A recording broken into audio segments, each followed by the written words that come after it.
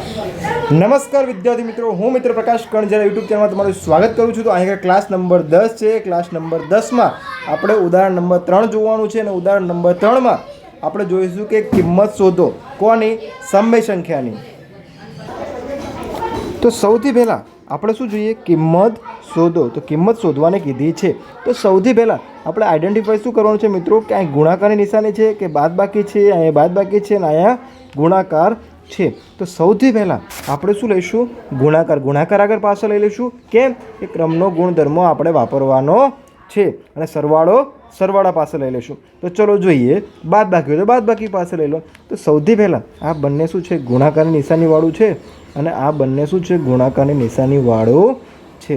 તો સૌથી પહેલાં આપણે ક્રમમાં લખીએ એટલે કે 2/5 -3/7 -1/14 આ 3/7 અને 3/5 લખીએ. એને રકમ લખી નાખી. હા, હવે જો બેટા શું કરવાનું છે? સમજવાનો પ્રયાસ કરજે. 2/5 3/5 આ એ લખી નાખ્યું. ચલો આગળ એ આવી ગયું. હા ચલો બેટા હવે શું આવી ગયા? કે આ એક શું હતો? અલગ હતો. તો એને લઈ જાઓ પાછળ. તો આપણે આગળ આને લાવવો પડશે. હા તો ચલો -3/7 3/5 અને -1/14 પાછળ ગઈ ગયા. કેમ? ક્રમનો ગુણધર્મ. કેમ ક્રમનો ગુણધર્મ જ વાપર્યો બેટા? કેમ કે ગુણાકાર પાસે જ લવાય. હવે એ કેમ ખબર પડે? તો આપણે શું લગ્ન કરીએ મિત્રો, તો જે લગ્ન કરે એ પુરુષ સ્ત્રી સાથે કરતા હોય.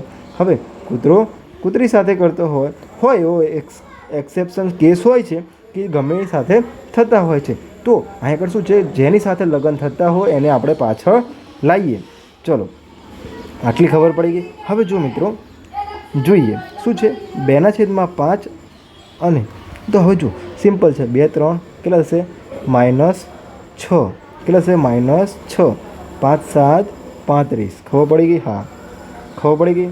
હા ચલો સરવાળાની નિશાની 3 તરી -9 છેદમાં 7 5 35 -1/14.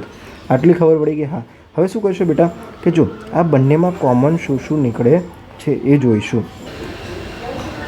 તો જો બેટા હવે જો આ બંને થઈ ગયું. હા તો ચાલ આટલી ખબર પડી ગઈ. હા તો હવે જો શું કરવાનું છે? -6 અને -9 -6 -9 તો કેટલા છે? -15 ના છેદમાં કેટલા આવશે? 35. તો ભાગ ઉડે છે. હા 5 3 15 અને 5 7 35. તો ચાલ બેટા આટલાનો જવાબ શું આવી ગયો બેટા? 3/7. ખબર પડી ગઈ? હા ચલો આટલી ખબર પડી ગઈ બેટા. અથવા જો તારે આ બધું ના કરવું હોય તો તું શું કરી શકે? ડાયરેક્ટ જ ક્રમનો ગુણધર્મ વાપર્યો છે બેટા કે 3/7 આગળ છે તો અહીંયા આગળ લઈ ગયા આપણે. તો ક્રમનો ગુણધર્મ બી પાસે આવ્યા. તો બેટા સમજ કે આ બંનેમાં કોમન શું નીકળે, એટલે કે આ બંનેમાં સમાન શું છે? કે આ સમાન છે, આ સમાન છે. ચલો આગળ લઈ લો. તો આગળ આ લઈ લીધા. હા ખબર પડી. તો વધ્યું શું? કે 2/5 તો લખી નાખો એટલે કે -3/7. વધ્યું શું આપણી આગળ? કે 2/5. ચલો આવી ગયું. હવે શું વધ્યું? 3/5 ગુણ્યા 3/5 -1/14. હવે આટલી ખબર પડી ગઈ. હા તો બેટા જો હવે આગળ શું છે? સમાન છે છેદ તો લસા લેવાની જરૂર નથી. તો 2 અહીં સરવાળા નિશાન આવશે. તો બેટા હવે જો શું છે? તો -3/7. હવે શું આવશે? 2 3 5/5 -1/14. હવે જો બેટા શું આવશે? જો 5 1 5 તો આવી ગયો. 1 આવી ગયો ગુણાકારમાં. હા હવે જે રકમ હતી લખી નાખી. હા તો હવે જો આપણી પાસે શું વધ્યું? કે -6 શું હશે? -3 7 ગુણ્યા 1/1/14. હવે બેટા શું કરવાનું છે? એ જોઈએ.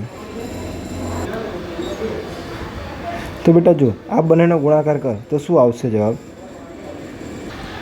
તો બેટા જો હવે તો સિમ્પલ સમજ. હવે કેવી રીતે તારું બેઝિક કોન્સેપ્ટ ક્લિયર થશે આગળ. તો હવે જો શું છે વસ્તુ? હવે કોઈપણ સંખ્યા આગળ આપણે ગુણાકારમાં 1 લઈએ તો સંખ્યા શું આવે? પોતે 1 જ આવે. કેવી રીતે? તો 3 ગુણ્યા 1 કરો તો જવાબ શું આવશે બેટા? 1 આવશે. 6 ગુણ્યા 1 કરો તો જવાબ શું આવશે? 6 આવશે. હવે બેટા તું જો -3/7 ગુણ્યા 1 કરો તો જવાબ શું આવશે? -3/7. તો આટલી બધી સંખ્યાને આપણે શું લખીએ? -3/7 લખી શકીએ.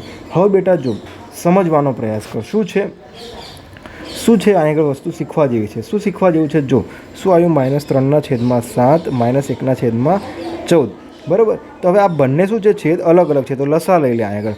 14 અને 7નો લસા લઈ લે. તો 2 કેટલા લઈ લે?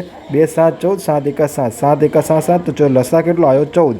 કેટલો આવ્યો 14, તો લસા વડે ગુણી દે. તો અહીંયા 14 વડે, અહીંયા 14 વડે ગુણી દે બેટા. તો આ બંને ગુણ્યા તો 7 દૂના 14, 14 એકા 14. તો શું આવશે? 3 દૂના -6 માઇનસ 1 એકા 1, છેદમાં કેટલા આવશે? 14. તો હવે બેટા જો શું થઈ ગયું? માઇનસ માઇનસ શું થઈ ગયા? પ્લસ. કેવા થઈ ગયા? પણ 7. 6 ને 1 કેટલા થાય? 7 થાય. તો કેટલા થઈ ગયા? 7 થઈ ગયા. પણ કેવા? માઇનસના છેદમાં 14. હવે ભાગ ઉડે છે. હા, એ 7 દૂના 14. તો જવાબ શું આવી ગયો? -1/2. જો બેટા તને ખબર પડી હોય તો કમેન્ટ બોક્સમાં હા લખજે. ના ખબર પડી હોય તો મને વોટ્સઅપમાં મેસેજ કરજે બેટા. મારો નંબર છે 990 46 60 948 પર તારે મને વોટ્સઅપ કરી દેવો છે. અથવા તને કોઈ પણ દાખલા ના આવડતા, કોઈ પણ ટૉપિક ના આવડતો હોય તો મને તારે મને વોટ્સએપ કરી દેવાના છે મિત્રો. જય હિન્દ, જય ભારત.